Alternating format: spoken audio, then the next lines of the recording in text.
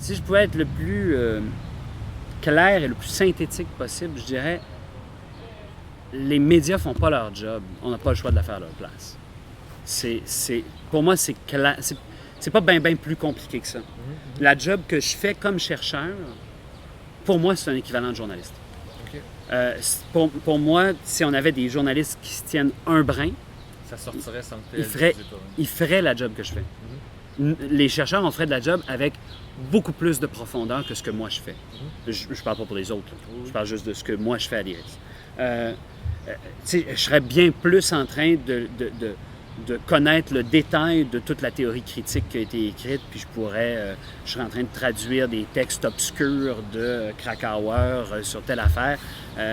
Ça, ce serait de la recherche fondamentale. Ça, je ferais quelque chose. Là, je serais chercheur. Et après ça, j'essaierais de la diffuser et de dire pourquoi c'est important de faire ça.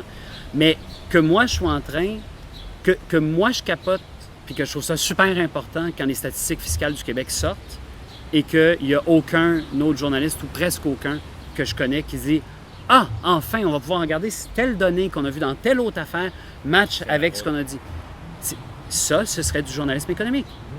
Puis moi, j'ai pas de formation en économie. Moi, j'ai étudié en sciences politiques. Je me suis énormément intéressé aux finances publiques. Puis j'ai étudié, puis j'ai lu des livres, puis j'ai approfondi. J'ai été à combien de budget maintenant? Combien de de budget? 8, 10, je ne sais plus. Alors je connais bien le budget du Québec. Mais comment ça se fait que c'est moi, ça? Comment ça se fait que je suis dans une petite organisation qui a longtemps vivoté, bon, maintenant qui est plus confortable dans ses moyens? Comment ça se fait que c'est sur moi qu'on compte pour s'occuper de ça? Moi, je m'attendrais à ce qu'il y ait ça dans les médias depuis longtemps, puis qu'il y ait du monde staffé, puis que quand nous, on sorte une étude, on se fasse recevoir avec du détail, de la précision et tout ça, et non pas... Ça arrive parfois, puis ça fait des beaux débats, mais la majeure partie du temps, on se fait recevoir comme si, ben voilà, eux autres, ils disent ça, puis tout ce qu'on fait, c'est qu'on retranscrit ce que les chercheurs ont dit, parce qu'on ne va pas fouiller, parce qu'on ne va pas aller dans le détail, parce que tout ça. C'est ça qui me désespère, en fait, et c'est là que je vois le rôle des intellectuels. Tant qu'il n'y a pas un journalisme décent au Québec, il va falloir s'occuper nous-mêmes de faire de la recherche. Et moi, en plus, je ne crois pas à la thèse du journaliste nord-américain qu'il faut des journaux non orientés et indépendants au niveau politique. Moi, je pense qu'il faut s'afficher, il faut dire où on est. C'est pour ça que nous, on dit qu'on est un institut progressiste. Donc, on dit dans quel camp. On sait que l'Institut économique de Montréal, eux autres, ils le disent aussi d'ailleurs là-dessus, j'ai rien à redire de l'Institut économique de Montréal, ils sont en faveur des solutions de marché. Hein? C'est écrit comme ça sur leur site web. Nous autres, on dit qu'on est dans le contre-discours, etc. Fait que le monde savent exactement, quand ils vont sur notre site web, ils savent exactement où on est. Ils vont sur le site web de l'IEDM, ils savent où ils sont. Ce qui ne veut pas dire qu'il n'y a pas de rigueur dans nos travaux. Là, je ne commenterai pas sur l'IEDM, on pourrait avoir un débat, mais je sais que tout le monde là-dedans essaie d'être habité par un minimum de rigueur et de sérieux dans sa démarche. Et moi, je m'attendrais à ça de journalistes.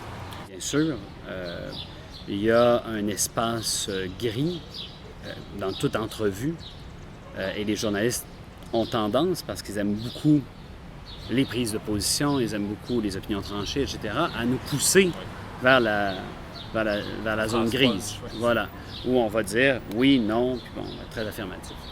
Et on y va. Veut pas, on finit par y aller. La question, c'est est-ce qu'on met carte sur table dans ce qu'on dit ou on le met pas? Pour moi, ça revient à la question de l'honnêteté. Est-ce qu'on est en train d'embrouiller les gens avec des données qu'on n'a pas expliquées, avec des données sur lesquelles on n'a pas travaillé, où on prétend des choses qu'on n'a pas vues, où on dit « Moi, j'ai fait une recherche, ma recherche dit ça. » Et après ça, on dit « Cependant, je pense ceci. » On peut dire les choses clairement dans la vie. Et je pense, et j'ai pu me tromper, j'ai très bien pu ne pas le faire assez. Je sais que d'autres ont pu se tromper aussi, mais je pense que c'est bien plus là la solution, d'être le plus clair possible. Et pour moi, il n'y a pas un danger immense là, en ce moment. On n'est pas dans une situation où il y a trop d'intellectuels qui prennent trop position. Donc, on n'est pas dans cette situation-là, mais je pense qu'il faut rester clair. Je pense que c'est là notre façon de s'en tirer.